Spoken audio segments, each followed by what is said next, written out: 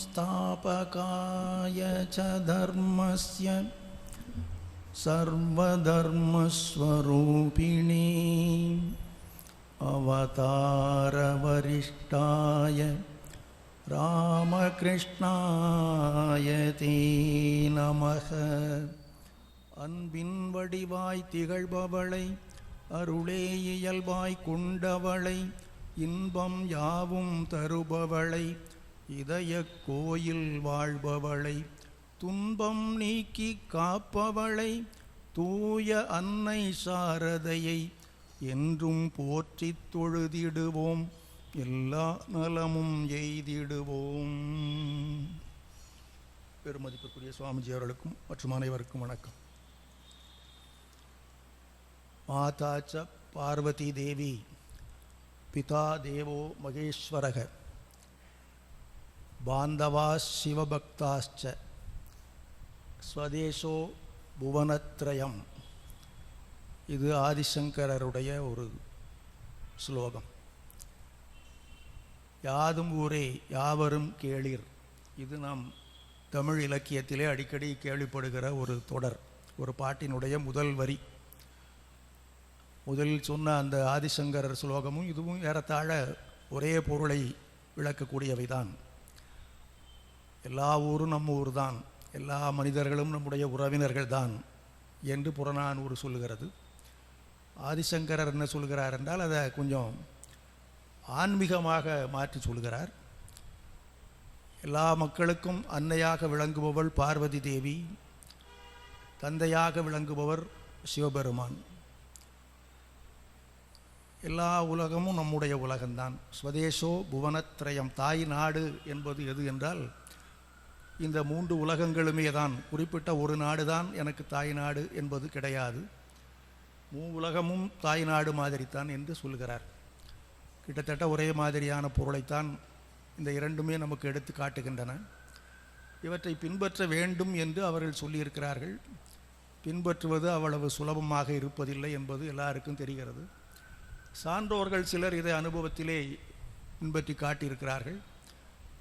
இந்த கோட்பாட்டிற்கு முழுமையான எடுத்துக்காட்டாக விளங்குவது சுவாமி விவேகானந்தருடைய வாழ்க்கை என்பது நாம் ஏற்கனவே பார்த்த நிகழ்வுகள் மூலமாக அறிந்து கொள்ளக்கூடியதாக இருக்கிறது. அவரை பொறுத்தவரையிலும் இந்த உலகத்தையே தம்முடைய தாய் நாடு போல கருதியவர்தான். எல்லா நாடும் நம்முடைய நாடு, எல்லா மக்களும் நம்முடைய உறவினர்கள், எல்லா ஊர்களும் நம்முடைய ஊர்கள் தான் என்பது அவருடைய இயல்பிலேயே அமைந்திருந்தது. அவர் பிறக்கும்போதே அந்த பெரும் பண்போடு தான் பிறந்தார் என்பதுதான் வரலாறு நமக்கு காட்டுகின்ற பேர் உண்மையாகும்.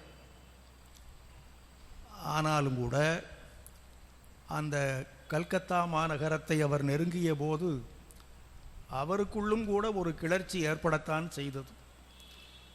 அந்த எல்லா ஊர்களையும் தம்முடைய ஊராக கருதுகின்ற இயல்பிலேயே அமைந்திருந்த போதிலும் கூட எல்லா மக்களையும் உறவினர்களாக கருதுகின்ற பண்பு அவருக்கு பிறந்ததிலிருந்தே இருந்தது என்று சொன்னாலும் கூட நீண்ட இடைவெளிக்கு பிறகு அவர் பிறந்த அந்த கல்கத்தா நகரத்தை நெருங்கும் போது ஒரு விதமான மனக்கிளர்ச்சி அவருக்கும் கூட ஏற்பட்டது. அந்த கல்கத்தா மாநகர மக்களுக்கும் அப்படிப்பட்ட கிளர்ச்சி ஏற்பட்டுத்தான் இருக்கும் என்பது சொல்லி தெரிய வேண்டியது கிடையாது. ஏனென்றால் அவர் கல்கத்தாவை விட்டு வெளியே சென்றபோது ஊர் பேர் தெரியாத ஒரு துறவியாக இருந்தார். அந்த கல்கத்தாவில் இருக்கக்கூடிய மக்களிலேயே பல பேருக்கு தெரியாது, ஒரு சிலருக்கு தெரியும். ராமகிருஷ்ணரோடு தொடர்பு கொண்டிருந்தவர்கள் அவருடைய சீடர்களெல்லாம் சேர்ந்து பாராநகர் என்கின்ற இடத்திலே ஒரு மடத்தை உருவாக்கி இருக்கிறார்கள் என்ற அளவிற்கு அறிந்து வைத்திருந்தார்கள். அதில் கொஞ்சம் நெருக்கமாக போய் வரக்கூடிய வாய்ப்பினை பெற்றவர்கள் சுவாமி விவேகானந்தருடைய மிகப்பெரிய ஆற்றலையும் அறிவையும் தியாக உணர்வையும் நேரடியாக கண்டு வியந்து போற்றக்கூடிய வாய்ப்பினையும் பெற்றிருந்தார்கள். ஆனால் அதெல்லாம் ரொம்ப குறைந்த ஒரு எண்ணிக்கை என்று தான் சொல்ல வேண்டும். இப்போது மிக நீண்ட காலத்திற்கு பிறகு அவர் அந்த நகரத்தை அடையக்கூடிய நேரம் வந்தபோது அவர் உலகப் புகழ்பெற்ற ஒரு மாமனிதராக வந்து கொண்டிருந்தார். அவரை பற்றிய செய்தி பத்திரிகைகளிலே வந்து கொண்டிருந்தன. ஒருவருக்கொருவர் சொல்லி கொண்டார்கள். விஷயம் தெரிந்தவர்கள், பத்திரிகை படித்தவர்கள் படிக்காதவர்களுக்கு சொன்னார்கள், தெரிந்தவர்கள் தெரியாதவர்களுக்கு சொன்னார்கள். இப்படியாக அந்த இதற்கிடையில் அந்த மடமும் கொஞ்சம் ஓரளவுக்கு மக்களிடையே பிரபலமாக ஆரம்பித்து விட்டிருந்த ஒரு காலம். எல்லாவற்றுக்கும் மேலாக நம்முடைய நாட்டின் ஆன்மீகத்தை உலக அரங்கத்திலே நிலைநாட்டி வந்திருக்கிறார் என்கிறதுனால அவரை பற்றிய ஒரு எதிர்பார்ப்பு அந்த நகர மக்களுக்கு இருந்தது. அதனால் அவருக்கு ஒரு பெரிய வரவேற்பு கொடுக்க வேண்டும் என்ற எண்ணம் பலருடைய உள்ளத்தில் எழுந்தது. அதே சமயத்திலே இந்த மாதிரியான ஒரு கிளர்ச்சி ஏற்பட்டுவிடக்கூடாது என்பதிலேயும் ஒரு சிலர் கவனமாக இருந்தார்கள். சுவாமி விவேகானந்தரை சார்ந்து ஒரு பெரிய கிளர்ச்சி இந்த கல்கத்தாவில் ஏற்பட வேண்டும் என்று விரும்பியவர்கள் பல பேர் இருந்தாலும் அப்படியெல்லாம் ஒரு கிளர்ச்சி ஏற்பட்டுவிடக்கூடாது, அதை எப்படியாவது நாம் தடுத்து நிறுத்திவிட வேண்டும் என்று கங்கணம் கட்டி கொண்டு வேலை செய்த நல்ல மனிதர்களும் சிலர் இருக்கத்தான் செய்தார்கள். எல்லா வரலாறுகளிலும் நாம் இதை பார்க்கலாம். ஏன் அவர்கள் அப்படி செய்தார்கள் என்பதற்கெல்லாம் காரணத்தை கண்டுபிடிக்க முடியாது. சில பேர் பிறவியிலேயே மற்றவர்களுக்கு கெடுதல் செய்வதில் மகிழ்ச்சி அடைவர்களாக இருப்பார்கள். இன்னும் சிலர் அவர்களுக்கு ஏதேனும் ஒரு காரணத்தை கற்பித்து கொள்வார்கள். மொத்தத்தில் வரலாறாக இருந்தாலும் சரி, புராணமாக இருந்தாலும் சரி, கதையாக இருந்தாலும் சரி, காவியமாக இருந்தாலும் சரி, நல்லது செய்ய வேண்டும் என்று சிலர் முயலும்போது அதற்கு நேர் மாறான காரியத்தில் ஈடுபடக்கூடியவர்களும் சிலர் இருக்கத்தான் செய்வார்கள். இங்கே சுவாமிஜியை பொறுத்தவரையிலும் ஏன் இந்த எதிர்ப்பாளர்கள் இப்படியெல்லாம் சில கருத்தை சொன்னார்கள், நினைத்தார்கள் என்றால் அந்த காரணங்களை கேட்டால் ரொம்ப வேடிக்கையாக இருக்கும். இன்னும் சொல்லப்போனால் அபத்தமாக இருக்கும் என்று கூட சொல்லலாம். என்ன காரணங்கள்? ஒரு சில காரணங்களை நாம் பார்க்கலாம். ஆளாளுக்கு மனம் போன காரணங்களை சொல்லி கொண்டிருந்தார்கள். அவர்களில் அதிகமாக சொல்லப்பட்ட ஒரு சில காரணங்களை நாம் பார்த்தால் தெரியும் எவ்வளவு அபத்தமாக இவர்கள் சொல்லியிருக்கிறார்கள் என்று. ஒரு காரணம் என்னவென்றால், இந்துவாக பிறந்த ஒருவன் கடல் கடந்து வெளிநாட்டுக்கு போகக்கூடாது என்று நம்முடைய பெரியவர்களெல்லாம் வகுத்து வைத்திருக்கிறார்கள். ஆனால் இவர் அந்த விதியை தாண்டி, அந்த நியமத்தை தாண்டி கடல் கடந்து வெளிநாடுகளுக்கெல்லாம் போய்விட்டு வந்து விட்டார். அதனால் இவர் இந்துவே கிடையாது. இப்படி சில பேர் பேசினார். இந்து மதத்தினுடைய பெருமையை உலக அரங்கத்தில் நிலைநாட்டி விட்டார் என்று சொல்லுகிறதற்கு ஒரு இந்துவுக்கு தானே அந்த தகுதி இருக்கிறது. இவர் தான் இந்துவே கிடையாது, அப்புறம் அவருக்கு எதற்கு வரவேற்பு? இப்படி சில பேர் சொன்னார்கள். இன்னும் சில பேர் என்ன சொன்னார்கள் என்றால், இவர் துறவி என்று சொல்லிக் கொள்கிறார். சுவாமி விவேகானந்தர் என்று போடுகிறார்கள். இவரை துறவி என்று பத்திரிகைகள் எல்லாம் போடுகிறார்கள். வெளிநாட்டில் கூட ஹிந்து மார்க் ஆஃப் இந்தியா என்று போட்டு பத்திரிகை படமெல்லாம் ஒட்டி வைத்திருந்தார்கள் என்று செய்தியில் பார்க்கிறோம். இவர் எப்படி துறவியாக முடியும் என்று ஒரு கேள்வியை கிளப்பினார்கள். அதற்கு அவர்கள் சொன்ன காரணம் என்னவென்றால், துறவியாக ஆகக்கூடிய தகுதி, உரிமை இதெல்லாம் அந்தணர்களுக்கு மட்டும்தான் உண்டு அப்படி என்று யாரோ ஒருத்தர் எழுதி வச்சிருக்கிறான். பிறப்பினால் அந்தணராக இருக்கக்கூடிய ஒருத்தர் தான் சந்நியாச வாழ்க்கையை மேற்கொள்வதற்கு தகுதி படைத்தவர், மற்றவர்களுக்கு அந்த தகுதி கிடையாது என்று சாஸ்திரத்தில் இருக்குதுன்னு சொல்கிறாங்க. அது எந்த சாஸ்திரம்னு யாருக்கும் தெரியாது. சாஸ்திரம் எல்லாருமே படிச்சிருக்க மட்டும் ஒருத்தர் வந்து அந்த சாஸ்திரத்தில் அப்படி இருக்குன்னு எந்த சாஸ்திரம் யாருன்னா கேட்க போகிறோம். அப்படியா, சரி சரின்னு தான் கேட்போம். அந்த பயன்படுத்தி கொண்டு அவர்கள் சொன்னார்கள். அதனால் இவர் பிறப்பினால் அந்தணர் அல்ல, அதனால் இவர் சந்நியாசம் மேற்கொள்வதற்கான தகுதி படைத்தவர் அல்ல, அவராகவே நான் சன்னியாசி என்று சொல்லி கொண்டிருக்கிறார். அதனால் இவர் ஒரு துறவியே கிடையாது. துறவியாக இல்லாத ஒருத்தர் துறவி என்று சொல்லி கொண்டு வந்து ஏதோ பேச போகிறார், அவருக்கு எதற்கு வரவேற்பு? இப்படி சில பேர். இன்னும் சில பேர் இன்னும் ஒரு கொஞ்சம் ஆழ்ந்து சிந்தித்து ஒரு காரணத்தை கண்டுபிடித்தார்கள். என்ன காரணம் என்றால், ஒரு மனிதன் சந்நியாச தர்மத்தை மேற்கொள்ளுகின்ற போது அவருக்கு சந்நியாச தீட்சை கொடுப்பதற்கு ஒரு குரு இருப்பார் அல்லவா? அவர் ஒரு சன்னியாசியாக இருந்து தானே கொடுக்க வேண்டும். ஏற்கனவே சன்னியாசியாக இருக்கக்கூடிய ஒருவர் புதிதாக சந்நியாசம் ஏற்க விரும்பக்கூடிய ஒருவருக்கு தீட்சை கொடுப்பார். அப்படி தீட்சை கொடுக்கும்போது அதற்குரிய ஒரு சந்நியாச நாமத்தையும் கொடுப்பார். உனக்கு இந்த பேர் தான் இனிமே, இவ்வளோ நாளாக உனக்கு இருந்த பேர் வேறு, இனிமேல் நீ துறவி என்கின்ற முறையில் உனக்கு உரிய பெயர் இது என்று ஏதோ ஒரு பெயரை கொடுப்பார். அந்த குரு சீடருக்கு சந்நியாச பெயர் ஒன்று கொடுக்கிற ஒரு மரபு உண்டு. அப்படி பார்க்கிற போது இவருடைய குரு யார்? ஸ்ரீராமகிருஷ்ணர். அவர் இந்த விவேகானந்தாங்கிற பேரை கொடுத்தாரா? கிடையாது. இதிலேருந்தே தெரியுதா இல்லையா? இந்த விவேகானந்தர் என்பவர் ஒரு தகுதியற்ற மனிதர், இவருக்கு எதுக்கு வரவேற்பு? இப்படி சில பேர் இப்படி மனம் போன போக்கில் காரணங்களை கற்பித்து கொண்டு இந்த வரவேற்பெல்லாம் தேவையில்லை, அதற்காக இவ்வளவு பெரிய ஏற்பாடுகள் செய்ய வேண்டியதில்லை என்று ஒரு சிலர் முயற்சி செய்தார்கள். அதில் அவர்கள் வெற்றி பெற்றார்களா இல்லையா என்பது ஒரு புறம் இருக்கட்டும். ஆனால் அவர்களால் முடிந்த கைங்கரியம் ஒரு சில பேரை குழப்பி விட்டார்கள். இவருக்கு வரவேற்பு அளிப்பது, அதற்கு ஒரு பெரிய நிகழ்ச்சி நடத்துவது என்று தீர்மானம் பண்ணிய போது வரவேற்பு குழு என்று ஒன்று அமைக்கப்பட்டது. அந்த கல்கத்தா மாநகரத்தில் இருக்கக்கூடிய முக்கியமான மனிதர்கள், பிரபலமான மனிதர்கள், பல துறைகளில் புகழ் பெற்றவர்கள், இவர்களெல்லாம் கொண்டு வரவேற்பு குழு என்று ஒன்று அமைக்கப்பட்டது. அந்த குழுவுக்கு தலைவராக யாரை போடுவது என்று யோசனை பண்ணிய போது மிக குறிப்பிடத்தகுந்த ஒரு சிலரை அவருடைய பெயர்களை பரிசீலனை செய்தார்கள். முதலில் ஒருத்தரை போட்டாங்க.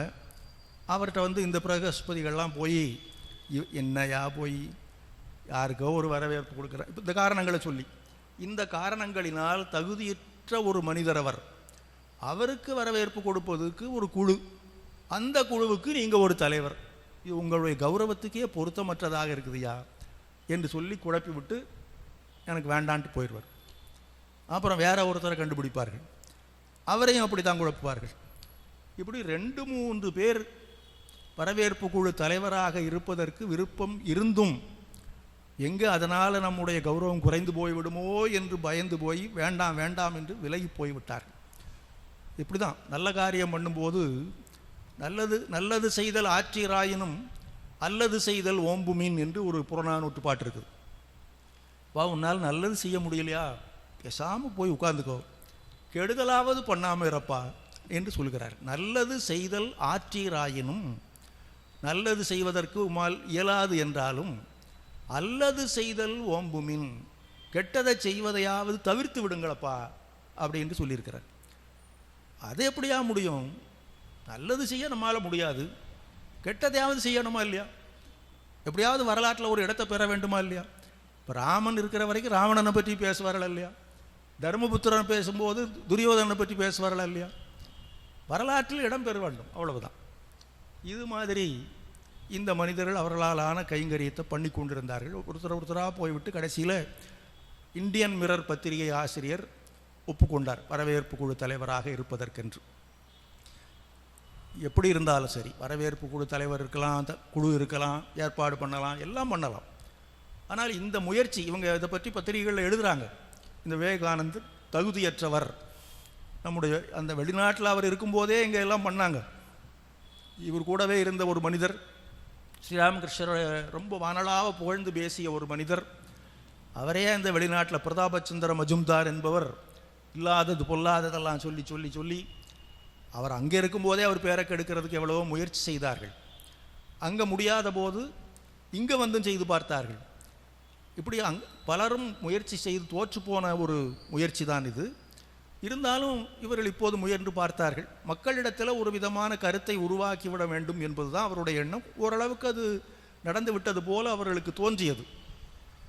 அதனால் அவர் மனசுக்குள்ளே அவர்கள் ஒரு மகிழ்ச்சி அடைந்தார்கள்.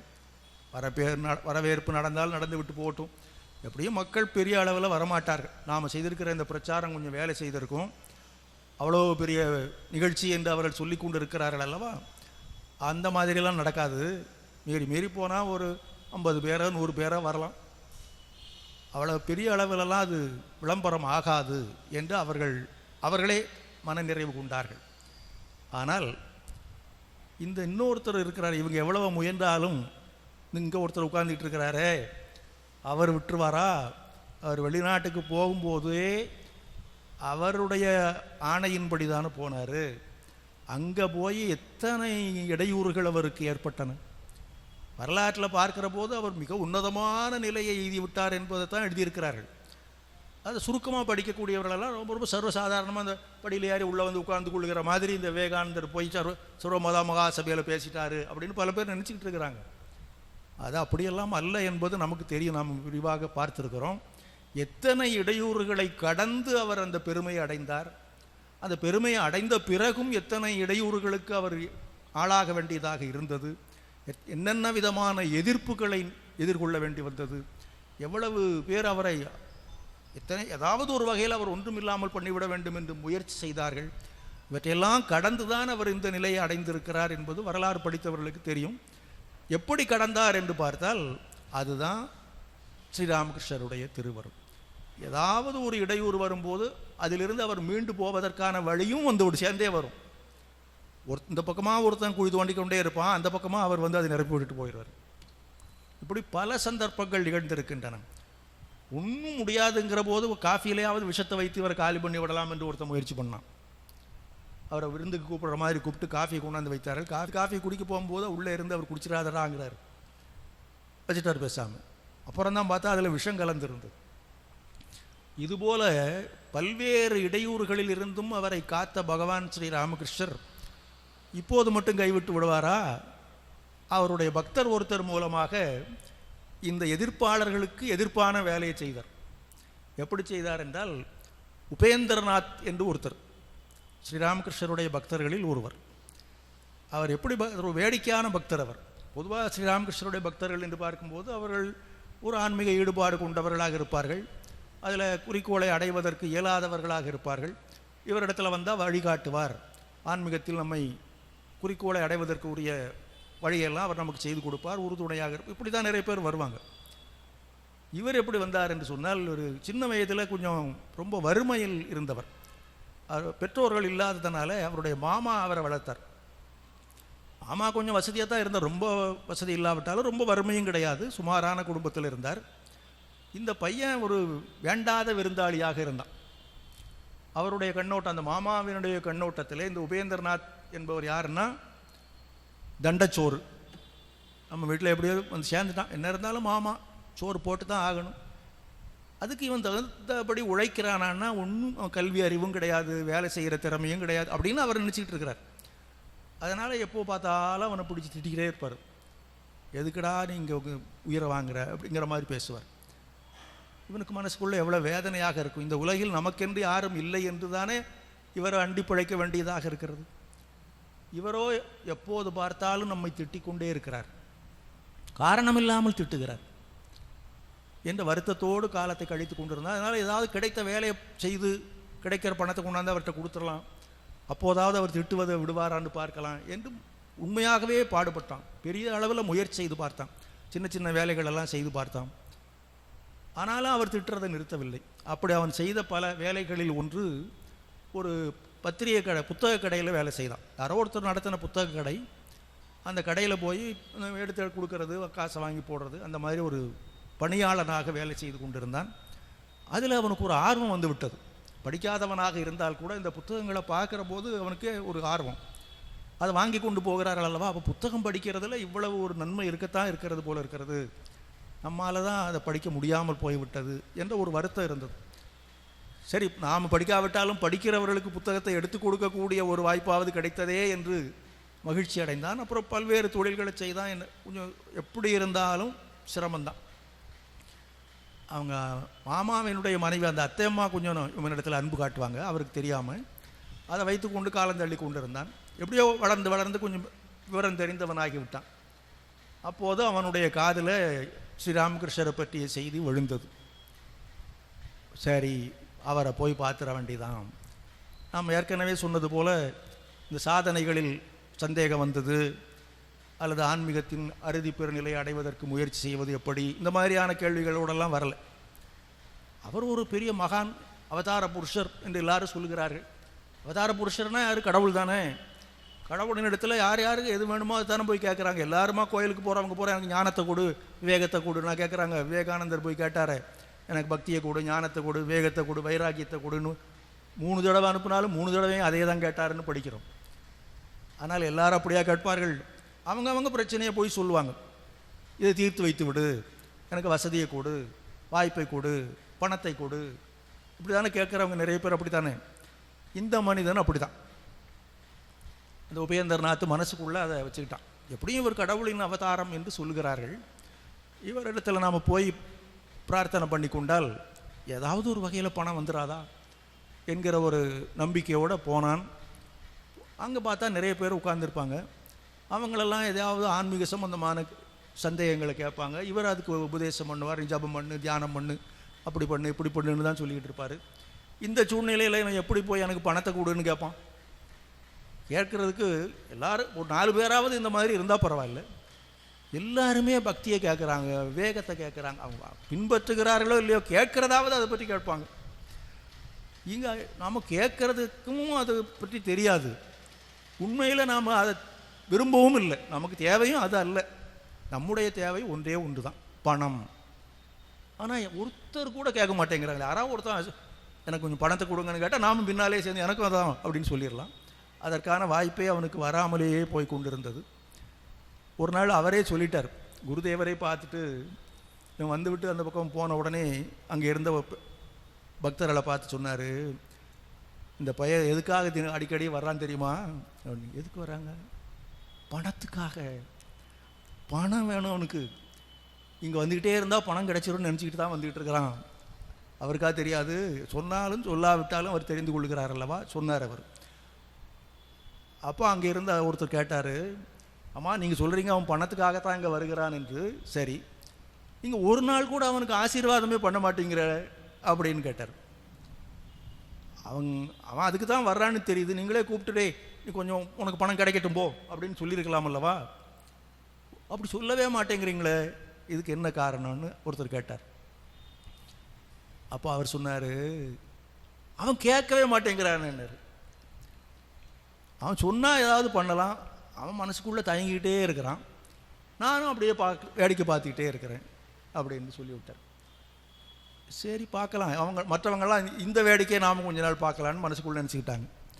அப்புறம் ஒரு நாள், ஒரு ஜனவரி 1 தேதி கல்பத்தரு நாள் வந்தது. அந்த கல்பத்தரு நாளில் நம்ம அதை பற்றி பல முறை கேள்விப்பட்டிருக்கிறோம். அங்கே நிறைய பேர் வந்திருந்தார்கள். அவர் எல்லாருமே அவங்க வேணுங்கிறத கேட்டாங்க. பெரும்பாலும் இந்த ஆன்மீகம் சார்ந்த வேண்டுதல்கள் தான் இருந்தன. அதுலேயும் இவன் இருந்தான், இந்த உபேந்திரநாத். கடைசியாக வந்து அவன் ஒரு வணக்கம் போட்டான். உனக்கு என்னடா வேணும்னார். பணம் தான் வேணும்ட்டான். ஒரு வழியாக சொல்லிட்டான். இவ்வளவு நாளாக அங்கே ஒழித்து வைத்திருந்ததை வெளியே போட்டு உடைச்சிட்டான். எனக்கு பணம் வேண்டும். சரி சரி கிடைக்கும் போடான்ட்டார். அவர் ஒன்றும் கைவிட்டுற மாட்டார். அவனுக்கு உண்மையில் அதுதான் தேவை. அவரே சொல்லியிருக்கிறார், வயிறு காய்ந்தவர்களிடத்தில் வேதாந்தம் பேசாதேம்பார். அப்போது பணம் என்பது உலக வாழ்க்கைக்கு புறக்கணிக்கப்பட வேண்டிய ஒரு பொருள் அல்ல. மனிதன் துறவி எங்கேயோ காட்டிலையோ மலையிலையோ போய் உட்கார்ந்து கொண்டிருக்கிற துறவிகள் எப்படி வேணாலும் இருக்கலாம். சாதாரண மக்களை பொறுத்தவரையிலையும் அவருடைய அன்றாட வாழ்க்கை அல்லலின்றி கழிய வேண்டும் என்றால் அதற்கு பணம் கொஞ்சம் தேவைதான். அதன் பிறகு பணம் கிடைத்து விட்டது, நல்லா இருக்கிறோன்னா அப்புறம் கொஞ்சம் நீ பக்தி காட்டு. இந்த பணத்தை கொடுத்தார், பகவான் தானே கொடுத்தார், அவர்கிட்ட பக்தி வந்துடும். அந்த வகையில் அவனுக்கு அந்த அருள் புரிந்து விட்டார். அவன் அதுக்குள்ளே கொஞ்சம் ஓரளவுக்கு தன்னை தயார்படுத்தி கொண்டிருந்தான். ஏற்கனவே பெற்ற அனுபவங்களை வைத்து கொண்டு கொஞ்ச நாள் கழித்து ஒரு சிறிய புத்தக கடை வைக்க ஆரம்பித்தான். எப்படியோ பணத்தை புரட்டிட்டான். இவர் சொன்ன பிறகு எப்படி நடக்காமல் இருக்கும் அது? அதுக்கான வழி பிறந்தது. சிறிதாக ஒரு கடையை வைத்தான், அதில் புத்தகங்களை விற்க ஆரம்பித்தான். அப்புறம் ஒரு பத்திரிகை வேற ஆரம்பித்தான், அதில் வருமானம் வர ஆரம்பித்தது. இப்படியா கொஞ்சம் நாளாக ஆக ஓரளவுக்கு வசதியாகி விட்டான், ஓரளவுக்கு. அப்போ இதுக்கெல்லாம் யார் காரணம்? அவர் தானே காரணம் என்ற உணர்வு அவனுக்கு வந்து உண்மையான பக்தி வந்து விட்டது. பக்தி என்பது இயல்பாக வருவது நல்லது தான். ஏதேனும் ஒரு காரணம் பற்றி வருவதும் தப்பு கிடையாது. காமிய பக்தி, நிஷ்காமிய பக்தி அப்படி இப்படின்லாம் போட்டு ஏதோ ஒரு வகையில் பக்தி இருந்தால் போதியா. அது காமிய பக்தியாக இருந்தா என்ன, நிஷ்காமிய பக்தியாக இருந்தா என்ன, பக்தி வந்து விட்டால் மற்றதெல்லாம் தானாக தொடர்ந்து வரும் என்பது தான் பல பெரியோர்கள் சொல்லியிருக்கிற அனுபவ உண்மை. அதற்கு இந்த உபேந்திரநாத் எடுத்துக்காட்டு. அப்புறம் கொஞ்சம் நாளாக ஆக நல்ல வசதியாகிவிட்டது. ஏற்கனவே ஒரு பத்திரிகை, அது வார பத்திரிகையோ மாத பத்திரிகையோ மாதிரி ஒன்று நடத்தி கொண்டிருந்தவர் ஒரு தினசரி பத்திரிகை ஆரம்பித்தார். வசுமதி என்று ஒரு பத்திரிகை, அது தினசரி பத்திரிகை. அது நல்ல அந்த சமயத்தில் தான் சுவாமி விவேகானந்தர் கல்கத்தாவில் வந்து இறங்கினார். இப்போ இவர் ஸ்ரீராமகிருஷ்ணரோ தம்முடைய உடலை உகுத்து விட்டார். இப்போது அவரை போய் பார்ப்பதோ அவருக்கு பணிவிடை செய்வதோ, நமக்கு இவ்வளவு நன்மை செய்தார குருதேவர், அவருக்கு நாம் ஏதாவது செய்ய வேண்டும் என்றால் அதுக்கு இப்போ வாய்ப்பு இல்லை. ஆனால் ஏதாவது செய்ய வேண்டும். அதற்கு என்ன வழி? இந்த விவேகானந்தருக்கு நாம் ஏதாவது செய்தால் அது அவருக்கே செய்ததாகத்தான் அர்த்தம். அதனாலே அதுவும் ஒரு சாதாரணமான விவேகானந்தராக வரவில்லை. இந்தியாவினுடைய பெருமையை உலக அரங்கத்தில் நிலைநாட்டி விட்டு வருகிறார். நம் நாட்டின் பெருமை, நம்முடைய மதத்தின் பெருமை, இவற்றையெல்லாம் உலக அரங்கத்திலேயே உயர்ந்த ஒரு பீடத்தில் நின்று கொண்டு பிரகடனம் செய்துவிட்டு வந்திருக்கிறார். இந்தியா என்றால் ஏளனத்திற்குரிய நாடு என்று கருதப்பட்டு கொண்டிருந்த அந்த காலத்தில் இந்தியா அப்படி திரும்பி பார்க்கக்கூடிய ஒரு நிலையை உருவாக்கியவர். எத்தனையோ பேர் அவரோடு அங்கிருந்து இங்கே வந்திருக்கிறார்கள் மேல் நாட்டிலிருந்து. பொதுவாக மேலை நாட்டுக்காரர்களை பார்த்து நாம் வாழ்க்கையை நடத்த வேண்டும் என்று கருதப்பட்ட காலம். அப்படிப்பட்ட காலத்தில் அந்த மேலை நாடுகளிலிருந்து சுவாமி விவேகானந்தரும் கூடவே பல பேர் வந்திருக்கிறார்கள், இன்னும் பல பேர் வருவதற்கு இருக்கிறார்கள் என்றெல்லாம் வரும்போது அது எவ்வளவு பெருமையாக இருக்கிறது. அதனால் இவருக்கு செய்கின்ற சேவை அவருக்கு செய்கின்ற சேவைதான். என்ன செய்வது இப்போது? இவர் நம்முடைய மாநகரத்திற்கு வர இருக்கிறார். அந்த வரவேற்பை பிரம்மாண்டமாக நடத்தி காட்டிவிட வேண்டும் என்று அந்த சாதாரண மனிதனுக்கு அந்த எண்ணம் வந்தது. அதற்கு நாம் என்ன செய்ய வேண்டும் என்று யோசனை பண்ணி ஒரு வழி கண்டுபிடித்தார். அவருடைய பத்திரிகையில், அந்த வசுமதி என்கிற தினசரி பத்திரிகையில் தினந்தோறும் அதை பற்றி போட்டு கொண்டிருந்தார். என்றைக்கு சுவாமி விவேகானந்தர் கல்கத்தா வரப்போகிறார் என்ற அறிவிப்பு வந்ததோ அந்த வரவேற்பு குழுவினர் முறையாக எல்லா பத்திரிகைக்கும் ஒரு சின்ன செய்தி அனுப்பியிருந்தாங்க. அது பெரும்பாலும் இந்த மாதிரி செய்தியெல்லாம் ஒரு வாரத்தில் சின்னதாக போடுவாங்க. எதுக்கும் பயனில்லாத செய்தியை இவ்வளோ பெருசாக போடுவாங்க. இது எல்லா பத்திரிகைகளையும் நம்ம பார்க்கக்கூடியது தான். அந்த மாதிரி இதுவும் எங்கேயோ 1-2 இடத்துல வந்திருந்தது. இவர் என்ன செய்தார் என்றால் அதுக்கு முக்கியத்துவம் கொடுத்து சுவாமிஜியினுடைய படத்தை போட்டு, அவர் யார், ஸ்ரீ ராமகிருஷ்ணருடைய சீடர் என்கிற செய்தியை போட்டு, அவர் வெளிநாடுகளில் என்னென்ன சாதனைகளை நிகழ்த்தியிருக்கிறார் என்பதை பற்றிய குறிப்புகளை போட்டு, இப்போ இவற்றின் மூலமாக இந்தியாவிற்கும் குறிப்பாக நம்முடைய கல்கத்தா நகரத்திற்கும் பெருமை சேர்த்த சுவாமி விவேகானந்தர் நம் நகருக்கு வருகிறார். அவருக்கு இத்தனாம் தேதி இவ்வளவு நேரத்துக்கு இந்த இடத்துல வரவேற்பு நிகழ்ச்சி நடைபெற இருக்கிறது. அதற்கு முன்னாலே அவரை வரவேற்பதற்கு இந்த ரயில் நிலையம் ஷால்டா என்கிற ரயில் நிலையத்தில் வந்து இறங்குகிறார் அவர். அப்படி இறங்கும்போதே அவருக்கு பெரிய வரவேற்பு கொடுக்க வேண்டும். அதனை தொடர்ந்து நடைபெறுகிற வரவேற்பு நிகழ்ச்சிகளிலும் மக்கள் பெருந்திரளாக கலந்து கொள்ள வேண்டும் என்கிற செய்தியை பத்திரிகைகளில் போட்டார், அவருடைய பத்திரிகையில் போட்டார். அது தவிர சின்ன சின்ன துண்டு பிரசுரம் அப்படின்னு சொல்கிறாங்கல்லவா, அது ஆயிரக்கணக்கில் அடித்து மக்களிடத்தில் பரப்பி விட்டார். அது மட்டுமல்ல, பெரிய பெரிய அந்த விளம்பர பலகைகள் வைத்தார். சுவாமி விவேகானந்தர் வருகை அப்படின்னு போட்டு எத்தனாம் தேதி இந்த இடத்துல அதெல்லாத்தையும் போட்டு எங்கே பார்த்தாலும் திரும்ப நடமெல்லாம் இருக்கும். அது இவ்வளவும் ஒரு தனி மனிதராக அவர் செய்தார்.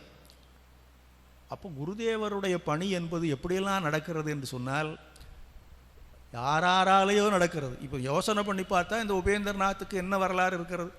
அவர் குருதேவர்கிட்ட போயிட்டு வந்துக்கிட்டு இருந்தார். அதுவும் கொஞ்சம் பணம் வேணுங்கிறதுக்காக போனார். அவருக்கு பணம் கிடைச்சிட்டுது. சரி, கிடைச்சா போதும்னு இருந்திருக்கலாம் அல்லவா? அப்படி இருக்கவில்லை. நேரடியாக அவருக்கு பெரிய பக்தியை ஞானத்தை பற்றியெல்லாம் குருதேவர் உபதேசம் பண்ணவில்லை. ஆனாலும் கூட இந்த வகையில் அவரை பயன்படுத்தி கொண்டார். இதுவே போதுமே, ஒரு தனி மனிதர் இவ்வளவு செய்வதென்றால் என்ன சாதாரணமாக? அப்போது இந்த வரவேற்பு குழு அமைக்கப்பட்ட போது அதில் முக்கியமான மனிதர்கள், அப்புறம் சுவாமி பிரம்மானந்தர், யோகானந்தர் போன்றவர்களெல்லாம் இதை பற்றி அடிக்கடி கலந்து பேசுவார்கள். சுவாமிஜி வரப்போகிறார், இன்னும் ஒரு வாரத்தில் வராரு, வரும்போது அப்படி செய்ய வேண்டும் இப்படி செய்ய வேண்டும் என்று கலந்துரையாடல்கள், ஆலோசனை கூட்டங்கள் நடக்கும்போது இவரும் சில சமயங்களில் கலந்து கொள்வார். அப்போதெல்லாம் அடிக்கடி சொல்லப்பட்ட ஒரு செய்தி என்னவென்றால், எவ்வளவோ நாம் முயற்சி எடுத்துக்கொண்டு இருக்கிறோம் வரவேற்பு கொடுக்க வேண்டும் என்று. என்னதான் இருந்தாலும் நம்முடைய மக்கள் அவ்வளவு சீக்கிரத்தில் கூடி விடுவார்களா என்ன? அது மட்டுமல்ல, அந்த ஒரு சென்னையிலிருந்து கல்கத்தாவுக்கு கப்பலில் வந்து அந்த துறைமுகத்திலிருந்து ரயிலில் வந்து இறங்குவார் என்று சொல்லப்பட்டிருக்கிறது. அது எந்த நேரத்தில் இறங்குவார் என்று பார்த்தால் மிக அதிகாலையில், ரொம்ப ஒரு 4 மணி அந்த மாதிரியான நேரத்தில் வருகிறார்னு சொல்லப்பட்டிருக்கிறது. கடுமையான குளிர்காலம். குளிர்காலத்தில் இவ்வளவு அதிகாலையில் இவரை வரவேற்கிறதுக்குன்னு யார் வர போகிறாங்க? என்னமோ சரி, நடக்கிறபடி நடக்கட்டும் என்று சுவாமி பிரம்மானந்தர் உள்பட கொஞ்சம் நம்பிக்கை இல்லாதவர்கள் போல பேசி கொண்டிருந்த காலத்திலலாம் இவர் மட்டும், நீங்கள் பாருங்க கூட்டம் வருதா இல்லையான்னு பாருங்கிறார். உபேந்தர், எப்படிப்பா சொல்கிற? பாருங்கள், நான் இவ்வளோ பண்ணியிருக்கிறேன், எங்கே நீங்கள் வேணால் போய் பாருங்கள், எல்லா இடத்துலையும் அவருடைய அந்த விளம்பர பலகை இருக்கும். என்னுடைய பத்திரிகை நிறைய பேர் படிக்கிறாங்க, அதில் தினசரியும் நான் போட்டு கொண்டிருக்கிறேன். தனியாகவும் துண்டு பிரசுரங்களை அடித்து மக்களுக்கு விநியோகம் பண்ணி கொண்டிருக்கிறேன். இவ்வளவும் மக்களிடத்தில் போய் சேர்ந்து கொண்டு தானே இருக்கிறது. அதனால் நான் சொல்லுவதை நீங்கள் நம்புங்கள். சுவாமிஜியை வரவேற்பதற்கு ஏராளமான மக்கள் வரத்தான் போகிறார்கள், நாம் அதை பார்க்கத்தான் போகிறோம் என்று சொன்னார். சரியப்பா, நீ சொன்னபடி நடந்தால் மகிழ்ச்சி தான் அப்படின்ட்டு சொன்னார்களே தவிர முழு நம்பிக்கையோடு சொன்னார்கள் என்று சொல்ல முடியாது. ஆனால் அவர் சொன்னது தான் நடந்தது. குறிப்பிட்ட நாளிலே கப்பலில் வந்து இறங்கினார். எதற்காக கப்பலில் வந்து இறங்கினார் என்றால், நாம் ஏற்கனவே பார்த்தது போல தொடர்ந்து அயராத உழைப்பு, அந்த உழைப்பின் மூலமாக உடல் நலிவுற்ற நிலையில் தான் அவர் இருந்தார் சுவாமிஜி. அது சென்னைக்கு வந்த போதும் அப்படி தான் இருந்தார். அதனால் அங்கிருந்து குறைந்தபட்சம் மீண்டும் ரயில் பிரயாணம் அது இது என்று இல்லாமல் கப்பலில் போகும்போது அந்த கடல் காற்று அதெல்லாம் சேர்ந்து ஓரளவிற்கு அவருக்கு உடல் நலத்தை கொடுக்கக்கூடும் என்று கருதி அந்த பயணத்தை அவர் தேர்வு செய்தார். இப்போது அது உண்மையாக இருந்தது. இங்கே வந்து இறங்கும்போது கொஞ்சம் நல்லா இருக்கிற மாதிரி தான் அவர் இருந்தார். அதே மாதிரி ரயில் நிலையத்திலையும் வந்து இறங்கினார். அப்போ பார்த்தால் ஏறத்தாழ 20,000 மக்கள் கூடியிருந்தார்கள். இவரெல்லாம் 20 பேராவது வருவாங்களா அப்படின்னு நினச்சிக்கிட்டு இருந்தாங்க. ஆனால் 20,000 மக்கள் வந்து கூடியிருந்தார்கள். அந்த உபேந்திரநாத்தினுடைய அந்த மாபெரும் முயற்சிக்கு அவ்வளவு பலன் கிடைத்தது. அந்த உண்மையான முயற்சி சிரத்தையோடு செய்யும்போது அது எத்தகைய விளைவை ஏற்படுத்தும் என்பதற்கு இது ஒரு எடுத்துக்காட்டு. அப்புறம் ரயில் நிலையத்திலிருந்து ஒரு பெரிய ஊர்வலம் கிளம்பியது. கல்கத்தாவின் முக்கியமான நகரங்கள், முக்கியமான தெருக்கள் வழியாக அந்த ஊர்வலம் சென்று ஒரு குறிப்பிட்ட வீட்டில் கொஞ்சம் தங்க வைக்கப்பட்டார் சுவாமிஜி. அங்கே நிறைய பேர் வந்திருந்தார். அங்கே கொஞ்சம் இங்கே பேசுங்கன்னாங்க. ஏதோ ஒரு சில கருத்துக்களை அவர் சொன்னார். அந்த வீட்டில் அவர் தங்கி இருந்து கொண்டு அதன் பிறகு கொஞ்ச நாளைக்கு இங்கே தான் இருப்பார், அவர்களெல்லாம் பார்க்கலாம், அவர் பார்க்கணுன்னு யாராவது விரும்பினா அங்கே வந்து பார்த்து கொள்ளலாம் என்று அறிவிக்கப்பட்டது.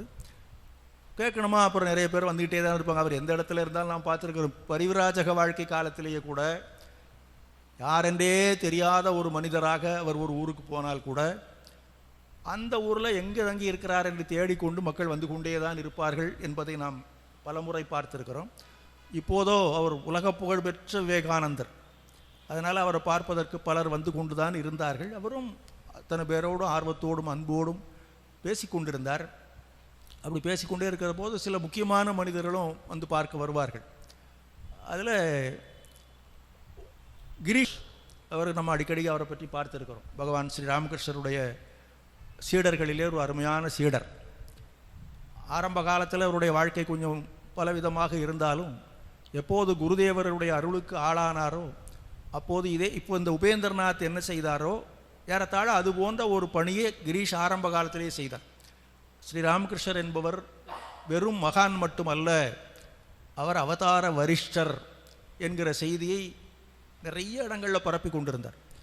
எந்த அளவில் இருந்தார் என்று சொன்னால் குருதேவருக்கே சலித்து போகிற அளவுக்கு பண்ணி கொண்டிருந்தார்.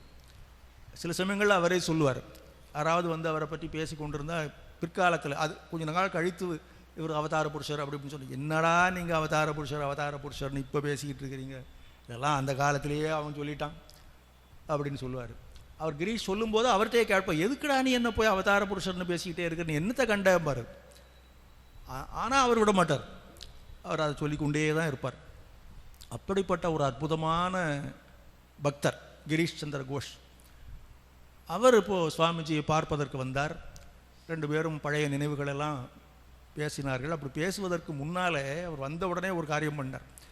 அந்த கிரீஷ் என்ன பண்ணார்னா, சுவாமிஜியினுடைய காலத்தொட்டு வணங்குவதற்காக போனார்.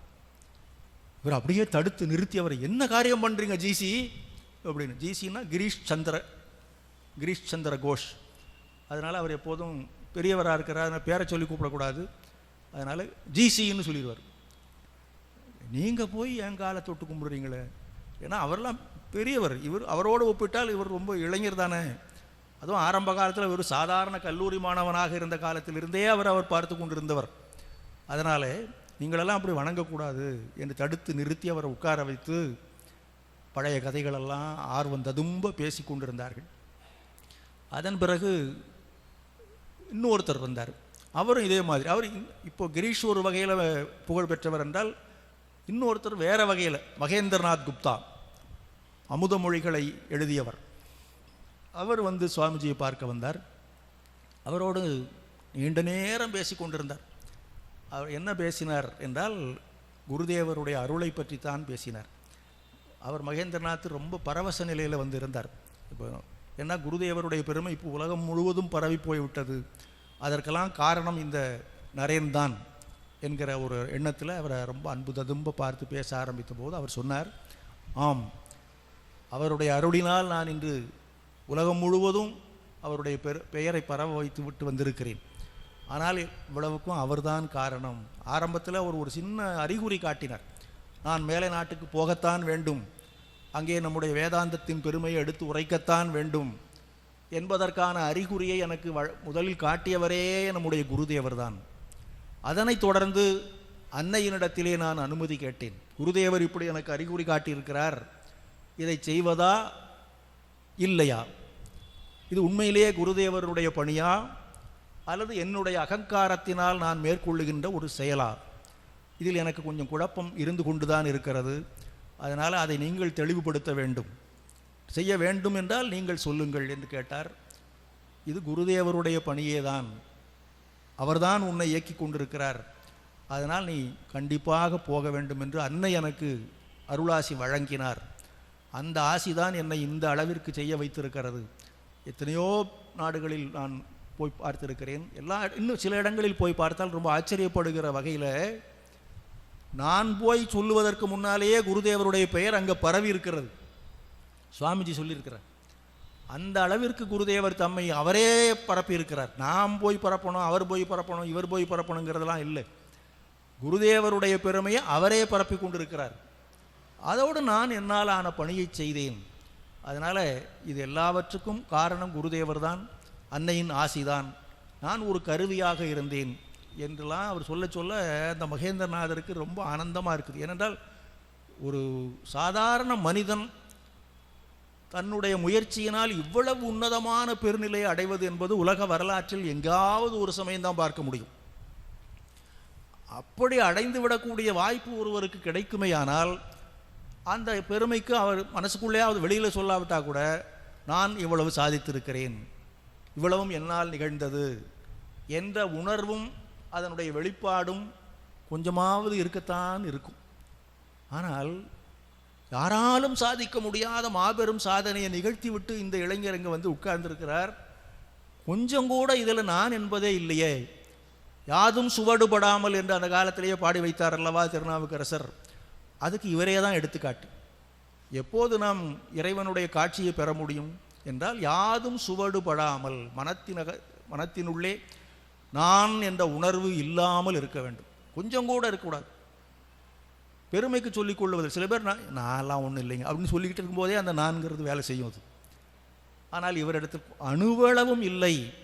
இவ்வளவு பெரிய ஒரு காரியத்தை சாதித்து விட்டு எல்லாம் அவர் தான் பண்ணார், அவர் தான் பண்ணார்னு சொல்லிக்கிட்டு இருக்கிறார்.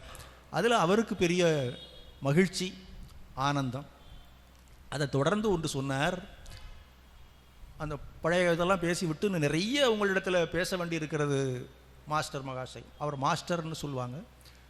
ஆனால் இப்போது நான் ஒன்றே ஒன்று உங்களுக்கு சொல்ல விரும்புகிறேன் என்று சொன்னார். குருதேவரை பற்றியும் மேலை நாடுகளில் ஆற்றப்பட்டிருக்கிற பணிகளை பற்றியும் அதனுடைய விளைவுகளை பற்றியும் நாம் பேச வேண்டிய செய்திகள் நிறைய இருக்கின்றன. அவற்றை கொஞ்சம் கொஞ்சமாக நாம் பேசலாம். இப்போது நான் உங்களுக்கு சொல்ல வேண்டிய ஒரு செய்தி என்னவென்றால், இந்த நாட்டில் செய்யப்பட வேண்டிய பணி, இந்த நாட்டு மக்களுக்கு மத பிரச்சாரம் என்பது நீண்ட நெடுங்காலமாக நடந்து கொண்டே இருக்கிறது. அது வேண்டிய அளவுக்கு செய்தாகிவிட்டது. எவ்வளவு மத பிரச்சாரம் செய்ய வேண்டுமோ அந்த அளவிற்கும் அதைவிட அதிகமாகவும் கூட இந்த நாட்டிலே செய்தாகிவிட்டது. அதனால் இப்போது இந்த நாட்டு மக்களுக்கு நாம் செய்ய வேண்டியது மத பிரச்சாரம் அல்ல, கல்வி பணி. இந்த நாட்டு மக்களுக்கு இன்றைய தேவை எது என்றால் கல்வி. அதை கொடுக்க வேண்டும். இந்த இயக்கத்தை ஆரம்பிப்பதற்கான அடிப்படைகளை போராடமெல்லாம் அவர் சிந்தித்து கொண்டே இருந்தார் என்று சொல்லியிருக்கிறோம் அல்லவா. இப்போதும் அதைத்தான் சொல்லுகிறார். குருதேவருடைய பெருமையை பேசலாம், அன்னையினுடைய மகிமையை பேசலாம், மக்களுக்கு பக்தியை பற்றி சொல்லலாம், ஞானத்தை பற்றி சொல்லலாம், எல்லாமே சொல்லலாம். ஆனால் அவற்றை விட முதல் தேவையாக இந்த மக்களுக்கு நாம் செய்ய வேண்டியது என்னவென்றால், இவர்களுக்கு கல்வி அறிவை கொடுக்க வேண்டும். ஏனென்றால் நான் இந்த நாடு முழுவதும் சுற்றுப்பயணம் செய்து பார்த்தபோது இந்த நாட்டு மக்களில் பெரும்பாலானவர்கள் கல்வி அறிவு அற்றவர்களாக இருப்பதை கண்டேன்.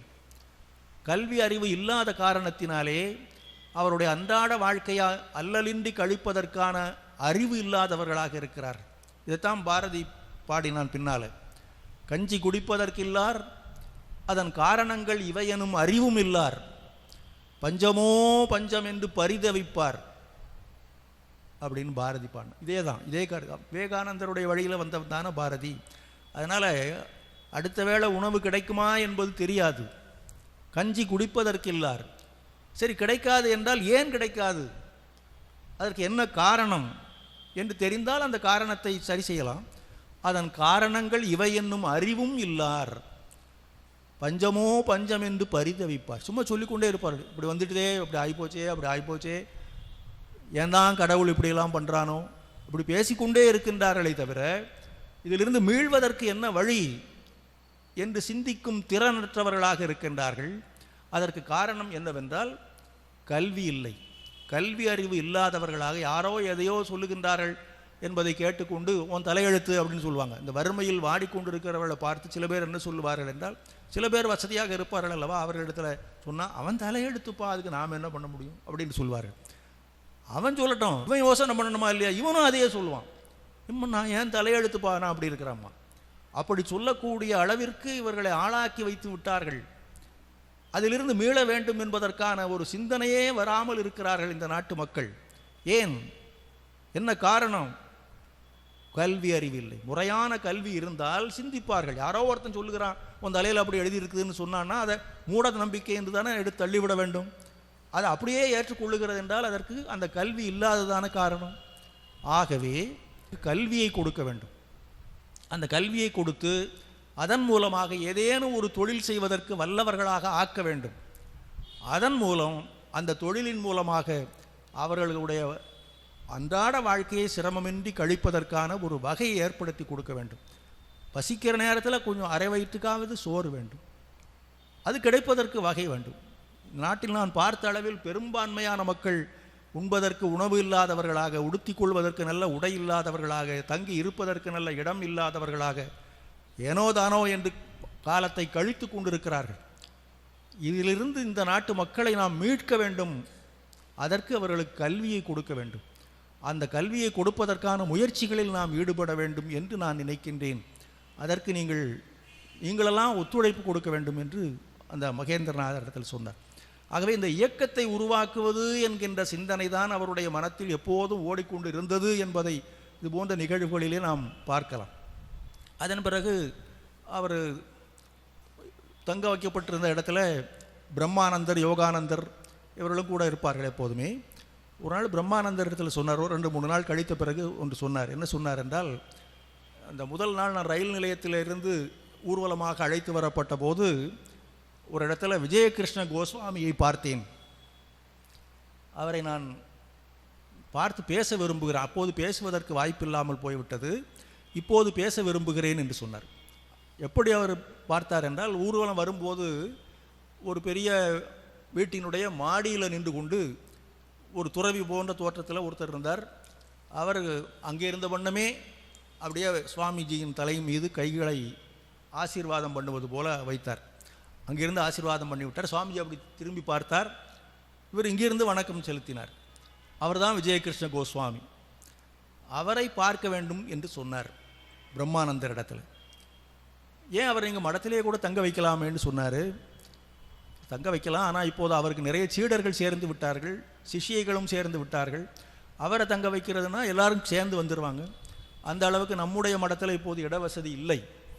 அதனால தான் அது செய்யவில்லை. அவர் தனி மனிதராக இருந்தால் இது செய்திருக்கலாம் என்று சொன்னார். சரி, அப்படியானால் நாமே அவரை போய் பார்க்கலாம் என்று சொன்னார். எந்த அளவிற்கு அவருக்கு முக்கியத்துவம் கொடுத்தார் என்பதற்கு இது ஒரு எடுத்துக்காட்டு. ஏன் இந்த முக்கியத்துவம் கொடுத்தார் என்பதை நாம் தெரிந்து கொண்டால் புரியும். அவர் பிரம்ம சமாஜத்தில் ஒரு முக்கியமான தலைவராக இருந்தவர். ஆரம்ப காலத்தில் அவர் சின்ன வயதிலிருந்தே ஆன்மீகத்தில் பெரிய ஆர்வமும் ஈடுபாடும் கொண்டவராக இருந்தார். அந்த காலத்திலலாம் இளைஞர்களுக்கு அப்படிப்பட்ட ஒரு ஆர்வம் வந்துவிட்டால் உடனே நேராக தேவேந்திரநாத் தாகூர் இடத்துல போவாங்க. மகரிஷி தேவேந்திரநாத் தாகூர்னு பேர் அவருக்கு. ரவீந்திரநாத் தாகூரினுடைய அப்பா அவர் தான் தேவேந்திரநாத் தாகூர். அவர் ஆன்மீகத்தில் நிறைய சாதனைகளெல்லாம் செய்து ஒரு ரிஷி போல வாழ்ந்து கொண்டிருந்தார். அதனால் அவருக்கு பேரோட மகரிஷின்னே சேர்த்துட்டாங்கலாம். அவர் சொல்லும்போது சும்மா வெறும் தேவேந்திரநாத் தாகூர்னு சொல்ல மாட்டாங்க, மகரிஷி தேவேந்திரநாத் தாகூர் என்று தான் சொல்வார்கள். அதனால் ஆன்மீகத்தில் ஆர்வம் கொண்ட இளைஞர்களாக இருந்தால் நேராக தேவேந்திரநாத் தாகூர்கிட்ட போயிடுவாங்க. அந்த காலகட்டத்தில் அவரிடத்துல போய் ஏதாவது அறிவுரை சொல்லுங்கள், எங்களுக்கு வழிகாட்டுங்கள் அப்படின்லாம் கேட்பாங்க.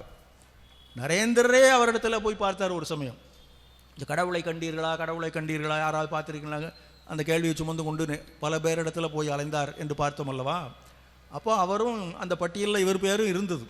கடவுளை யாரேனும் பார்த்திருக்க முடியுமா என்ற கேள்விக்கு விடை தரக்கூடியவர்கள் யார் யார் என்று அவர் சிந்தித்த போது குருதேவரிடத்தில் வருவதற்கு முன்னாலேயே சில பேரை போய் பார்த்தார். அதில் இந்த தேவேந்திரநாத் தாகூரும் ஒருத்தர் தான். அப்போ எந்த அளவுக்கு அவர் பிரபலமானவர் என்று தெரிந்து கொள்ளலாம். ஆனால் நரேந்திரருக்கு அதில் ஒரு பெரிய பயன் ஒன்றும் ஏற்படவில்லை என்பது அது வேறு விஷயம். அவரளவுக்கு அவர் மகிழ்ச்சியாக இருந்தார். நரேந்திரருடைய தேடலுக்கு தீர்வு காட்ட வல்லவராக அவர் இல்லை. இவர் போய் கேட்டார், ஐயா நீங்கள் கடவுளை கண்டிருக்கிறீர்களான்னு கேட்டார். அவர் அப்படியே இவரை பார்த்தார். கடவுளை தான் கண்டீர்களான்னு கேட்டார். அவர் இவரை போய் பார்த்தார். பார்க்கும்போது அந்த கண்கள், அந்த ஒளிவிடும் கண்கள், அந்த அப்படியே கொஞ்ச நேரம் பார்த்துட்டு, தம்பி உன்னுடைய கண்களை பார்த்தால் ஒரு யோகியினுடைய கண்களை போல இருக்கின்றனான்னு சொன்னார். இதை கேட்கறதுக்காயா அங்கே வந்தேன்னா, என் கண்ணு எப்படி இருக்குதுன்னா கண்ணாடி முன்னால் போய் பார்த்தா எனக்கே தெரிஞ்சுட்டு போகுது, இதுக்கு ஒரு பெரிய மகரிஷியாக வேணும் என்று மனசுக்குள்ளே நினைத்து கொண்டு சரி சரி நான் போயிட்டு வரேன்ட்டு போயிட்டார். ஆனால் அதனாலேயே அவர் ரொம்ப குறைந்தவர் என்று அர்த்தம் அல்ல. அவரும் தவ வாழ்க்கையில் ஈடுபட்டவர் தான், மகரிஷி என்ற பட்டத்திற்கும் தகுதி உடையவர் தான். அவரிடத்தில் பல இளைஞர்கள் சென்று ஆன்மீகத்திற்கு வழிகாட்டுதல் பெற்றதைப் போல இவரும் போயிருந்தார், இந்த விஜயகிருஷ்ண கோஸ்வாமி. ஆனால் அதிலையும் பெரிதாக அவருக்கு ஒரு நிறைவு ஏற்படவில்லை. அப்போது தான் கேசவ சந்திரசேன் பிரம்ம சமாஜத்தை தொடங்கி மிகப்பெரிய அளவில் நடத்தி கொண்டிருந்தார். அவர் தம்முடைய பேச்சாற்றலால் உலகத்தையே கவர்ந்தவர். அவர் பேச ஆரம்பித்து விட்டால் அப்படியே பிரமித்து போய் கேட்டுக்கொண்டிருப்பார்கள் மக்களெல்லாம். இந்த நாட்டில் மட்டுமல்ல, வெளிநாடுகளில் கூட. இங்கிலாந்திலெல்லாம் அவருடைய பேச்சுக்கு ஏராளமான மக்கள் காத்து கிடப்பார்கள். அந்த பிரிட்டிஷ் மகாராணியை அவரை கூப்பிட்டு விருந்து வைத்தார்கள். அந்த அளவிற்கு பிரபலமானவர் கேசவ சந்திரசேன். அவருடைய பிரம்ம சமாஜத்தில் இந்த விஜயகிருஷ்ண கோஸ்வாமியும் சேர்ந்து அவருக்கு உறுதுணையாக இருந்தார். கொஞ்ச நாள்லேயே அவருக்கு அடுத்த நிலைக்கு வந்து விட்டார். கேசவருக்கு அடுத்த நிலையில் விஜயகிருஷ்ண கோஸ்வாமி தான் என்ற அளவுக்கெல்லாம் வந்து விட்டார். ரொம்ப பிரபலமானவராக இருந்தார். அப்போ தான் அதுக்கு பிறகு கொஞ்ச நாள் கழித்து இவர்கள் ரெண்டு பேருமே ஸ்ரீ ராமகிருஷ்ண இடத்துல வரக்கூடிய வாய்ப்பு கிடைத்தது. ஒரு சமயம் குருதேவர் சொன்னார், நரேந்திரரை பற்றி சொல்லும்போது, இந்த கேசவ சந்திரசேனை விட இந்த விஜயகிருஷ்ண கோஸ்வாமியை விட நரேந்திரன் பல மடங்கு புகழ் பெறுவான்னு சொல்லிட்டார்.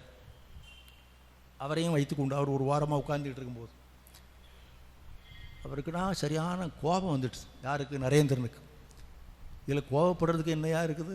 கேசவ சந்திரசேன் நாம சொன்னோமே உலக புகழ் பெற்றவர். விஜயகிருஷ்ண கோஸ்வாமியும் அந்த அளவுக்கு இல்லாவிட்டாலும் அவரும் நிறைய புகழ் பெற்றவர் தான். அவர்களை விட இவன் மேலா வருவான்னு சொன்னால் ஒரு மகிழ்ச்சி தானே அடையணும். இவர் அப்படியே கட்டுன்னு இருந்தார். அப்புறம் அவங்கெல்லாம் போன அப்புறம் நேராக வந்தார் குருதேவர்கிட்ட. என்னையா நினச்சிக்கிட்டு இருக்கிறீங்க? கேசவ சந்திரசேன் எவ்வளோ பெரிய ஆள், உலக புகழ் பெற்ற கேசவ சந்திரசேன் எங்கே? ரிஷிகளைப் போல வாழ்க்கையை நடத்தி கொண்டிருக்கிற விஜயகிருஷ்ணர் எங்கே? ஒரு சாதாரண கல்லூரி மாணவனாகிய நான் எங்கே? என்னை போய் அவர்களோடு நீங்கள் ஒப்பிடலாமா அப்படின்னு சண்டைக்கு வந்துட்டார். இவருக்கு எப்போதுமே இந்த நரேன் ஏதாவது சொன்னான்னா கொஞ்சம் வெளத்து போயிடுவார். வேறு யாராவது சொன்னாலும் ஒன்றும் அழட்டிக்க மாட்டார், போடா வேலையை பார்த்துட்டுருவார். இந்த நரேன் சொன்னான்னா இவருக்கு ஏன் இவன் சொன்னான்னா அதில் உண்மை இருக்கும்போது, ஆனால் அவர் என்ன திட்டமிட்டா சொன்னார், அது தானாக வருது. அது அப்புறம் யோசனை பண்ணிட்டே, இது நானா சொன்னேன்? தேவி அல்லவா சொன்னா, அவள் சொன்னதை நான் சொல்கிறேன் அவ்வளோதான் அப்படின்னு. ஆமாம் சொல்லுவா தேவி சொல்கிறா, அதெல்லாம் உங்கள் மனத்தினுடைய கற்பனை தான்டார். அது ஒரு பக்கம் இருக்கட்டும். அப்போ அந்த அளவிற்கு அப்போதே புகழ் பெற்றவர் இந்த விஜயகிருஷ்ண கோஸ்வாமி. அதன் பிறகு அந்த கேசவருடைய செயல்பாடுகளிலே சில கருத்து வேறுபாடு ஏற்பட்ட போது தனியாகவே அவர் செயல்பட ஆரம்பித்தார். நிறைய சாதனைகளில் ஈடுபட்டார். குருதேவரிடத்தில் வந்த பிறகு இவர் தான் எல்லாமே என்கிற தீர்மானத்துக்கு வந்து அவருடைய அருளையும் ஆசியையும் பெற்று பெரிய அளவில் சாதனையில் ஈடுபட்டு கடவுளினுடைய பல்வேறு வடிவங்களிலும் அவர் காட்சி பெற்றார். அவர் பிரம்ம சமாஜத்தில் இருந்தபோது உருவமற்ற கடவுளைத்தான் வணங்க வேண்டும் என்று சொல்லி கொண்டிருந்தார். உருவக்கடவுளை வணங்கக்கூடியவர்களை இதெல்லாம் கற்பனை, இதெல்லாம் கிடையாது என்று சொல்லி கொண்டிருந்தார். அதெல்லாம் ஒரு காலம். இப்போது எந்த உருவக்கடவுள் வழிபாட்டை அவர் ஏளனம் செய்தாரோ அதே உருவக்கடவுளை வழிபட்டு பல்வேறு வடிவங்களில் கடவுளை காணக்கூடிய ஒரு பேர் பெற்றார் விஜயகிருஷ்ணர். அது மட்டுமல்ல, நீண்ட தூரத்துக்கு போய் சில சாதனைகளில் ஈடுபடும் போது குருதேவரே அவருக்கு காட்சி கொடுப்பார். குருதேவர் உடலை உகுத்த பின்னாலே இவர் ஆழ்ந்த தியானத்தில் மூழ்கி இருப்பார். குருதேவர் நினைத்து கொண்டு கண்ணை திறந்து பார்த்தா முன்னால் குருதேவர் உட்கார்ந்து, சும்மா ஒரு கற்பனை அல்ல, உண்மையாகவே தொட்டும் பார்த்துருக்கிறார் இவர். அந்த அளவிற்கு அனுபவம் பெற்றவர். அதனால் இதெல்லாம் தெரிந்ததுனால நரேந்திரர் அவரை போய் பார்க்க வேண்டும் என்று விரும்பினார். அதனால தான் பிரம்மானந்தரை கூப்பிட்டு கொண்டு அவரை போய் பார்க்கலாம் என்று போனார். சுவாமிஜி அவரை போய் பார்த்த உடனே அவருக்குலாம் அளவு கடந்த ஆனந்தம். அவருக்கு இவரை பார்த்து மகிழ்ச்சி, இவருக்கு அவரை பார்த்து மகிழ்ச்சி. 2 பேரும் குருதேவரை பற்றி பேசிக்கொண்டே இருந்தார்கள். அப்போது இந்த அனுபவங்களையும் சொன்னார். நான் குருதேவரை பலமுறை பார்த்திருக்கிறேன் என்று விவேகானந்தரிடத்தில் சொன்னார். அவரும் சொன்னார், நான் வெளிநாடுகளில் இருக்கும்போது கூட எனக்கும் அத்தகைய அனுபவங்கள் ஏற்பட்டிருக்கின்றன. அங்கேயும் பல சந்தர்ப்பங்களிலே குருதேவர் எனக்கு காட்சி அளித்திருக்கிறார் என்று அவர் சொன்னார். இப்படி ஒருவருக்கொருவர் கருத்து பரிமாற்றம் செய்து கொண்ட பிறகு மகேந்திரநாத் குப்தரிடத்தில் சொன்னது போல இவரிடத்திலும் சொன்னார், இந்த நாட்டிலே ஒரு பெரிய எழுச்சியை ஏற்படுத்த வேண்டும் என்று விரும்புகின்றேன். இந்த வரவேற்பெல்லாம் கூட அதற்காகத்தான் நான் ஏற்றுக்கொண்டிருக்கிறேன். எனக்கு என்னுடைய தனிப்பட்ட பெருமைக்காக நான் எதையும் செய்ய விரும்பவில்லை. நான் என்னை பொறுத்தவரையில் நான் ஒரு சாதாரணமானவன் தான், குருதேவரால் உருவாக்கப்பட்டவன், அவ்வளவுதான். அதற்கு மேலே ஒன்றும் கிடையாது. இருந்தாலும் இப்படிப்பட்ட ஒரு வரவேற்பு எனக்காக செய்கிறார்கள், அதை நானும் ஏற்றுக்கொள்ளுகிறேன் என்றால் இதன் மூலம் மக்களிடையே ஒரு எழுச்சி ஏற்படும். அந்த எழுச்சியை கொண்டு இந்த நாட்டிற்கு நான் என்ன செய்ய விரும்புகின்றேனோ அதை செய்யக்கூடிய வாய்ப்பு ஏற்படும் என்பதனால் தான் செய்து கொண்டிருக்கிறேன். அதனால் அப்படி செய்யும்போது இந்த நாட்டு மக்களுடைய நலத்திற்காக சில காரியங்களை செய்ய வேண்டும் என்று நான் விரும்புகின்றேன். அவற்றையெல்லாம் குருதேவருடைய அருள் ஆசியோடு தான் நான் செய்ய விரும்புகின்றேன். அதற்கு நீங்கள் எனக்கு ஆசி கூற வேண்டும். என்னுடைய காரியங்களெல்லாம் தடையின்றி நிறைவேற வேண்டும் என்று நீங்கள் உங்களுடைய ஆசியை எனக்கு வழங்க வேண்டும் என்று அவரிடத்தில் கேட்டுக்கொண்டார். அப்போ விஜயகிருஷ்ணர் சொன்னார், நீங்கள் செய்கிற எல்லா காரியமும் உங்கள் மூலமாக குருதேவரே தான் செய்கிறார். அதனால் கண்டிப்பாக எல்லாமே வெற்றிகரமாக நிறைவேறும், இதில் எந்த விதமான சந்தேகமும் வேண்டாம் என்று அவரும் சொன்னார். ஆகவே அந்த இடத்துலையும் அவர் உருவாக்க இருந்த அந்த இயக்கத்தை பற்றி தம்முடைய மனத்தில் வைத்து கொண்டு அதற்கு விஜயகிருஷ்ணர் போன்ற மாமனிதர்கள் மகான்களுடைய ஆசி தமக்கு வேண்டும் என்று வேண்டி பெற்றுக்கொண்டார்.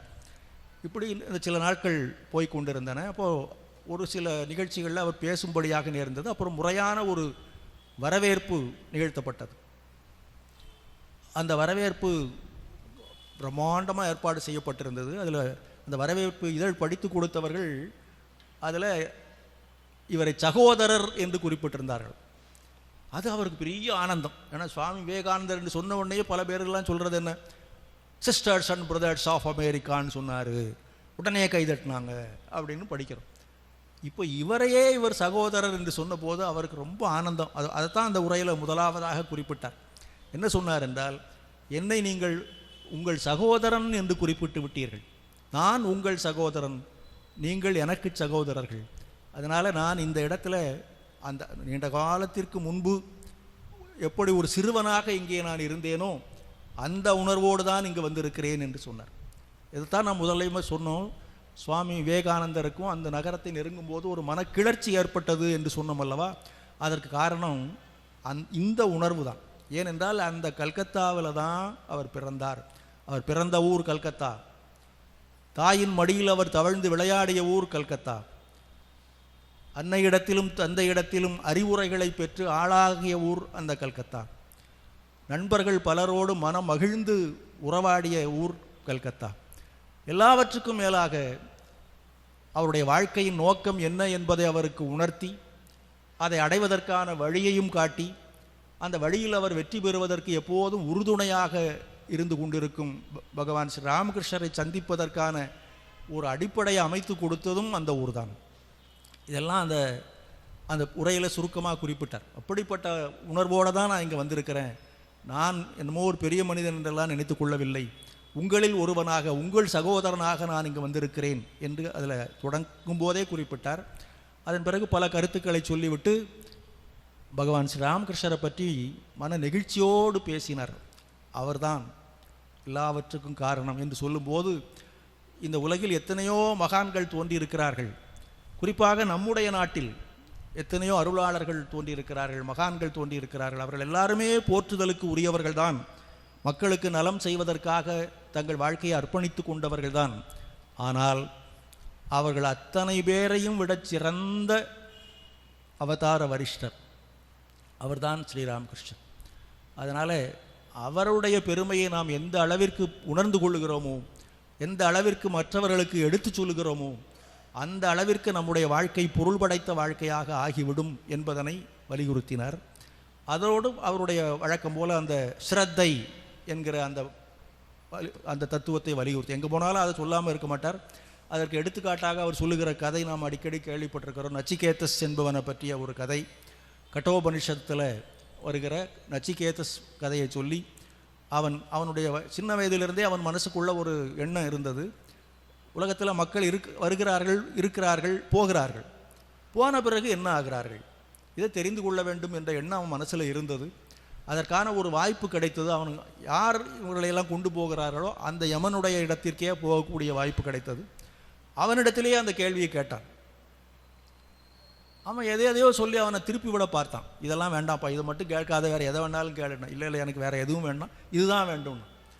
அந்த நிகழ்ச்சியை எடுத்து சொல்லி, அதை போன்ற சிரத்தை இந்த நாட்டு மக்களுக்கு இன்று தேவை. இந்த நாடு தாழ்ந்த நிலையில் இருக்கிறது என்பது உங்கள் எல்லாருக்கும் தெரியும். இதை மீண்டும் உன்னதமான நிலைக்கு உயர்த்த வேண்டும் என்பது என்னுடைய விருப்பம். அப்படி உயர்த்த வேண்டும் என்றால் அதற்கு இன்றியமையாதது எது என்றால் ஸ்ரத்தை. அதனால் நீங்கள் அனைவரும் சிரத்தை மிக்கவர்களாக ஆக வேண்டும். உங்களுடைய உண்மையான உழைப்பின் மூலமாக இந்த நாட்டை உயர்த்த வேண்டும் என்கிற அந்த கருத்தையும் அதில் வலியுறுத்தினார். அதனைத் தொடர்ந்து இன்னும் பல்வேறு நிகழ்வுகள் நடைபெற்றன. அந்த நிகழ்வுகள் எல்லாவற்றிலுமே நாம் கூர்ந்து பார்த்தால் ஒரு பெரிய இயக்கத்தை உருவாக்க வேண்டியதன் அவசியத்தை அவர் எந்த அளவிற்கு உணர்ந்திருந்தார், அதை எந்த அளவிற்கு வலியுறுத்தினார், அதற்காகவே அவர் எப்போதும் எப்படி சிந்தித்து கொண்டிருந்தார் என்பதையெல்லாம் நாம் உணர்ந்து கொள்ளக்கூடிய பல்வேறு நிகழ்வுகள் நடைபெற்றன. அவற்றை நாம் தொடர்ந்து பார்ப்போம். சீர்பெருகு வங்க நிலம் சிறக்க வந்தோம், ஸ்ரீராமகிருஷ்ணர் பதம் சிறமேற்கொண்டோம், பார்ப்புகழும் வேதாந்த பயிர் வளர்த்தோம், பாரதத்தின் பெருமை எங்கும் பரவச் செய்தோம், வேர்பரிய எதிர்வாதம் விரித்து கூறி வீண்வாதம் செய்பவரை வாதில் வென்று வெற்றி தார்புனைந்த தவயோகி விவேகானந்தம் தாழ்பணிந்து வாழ்வோம் இத்தரணி மீதே.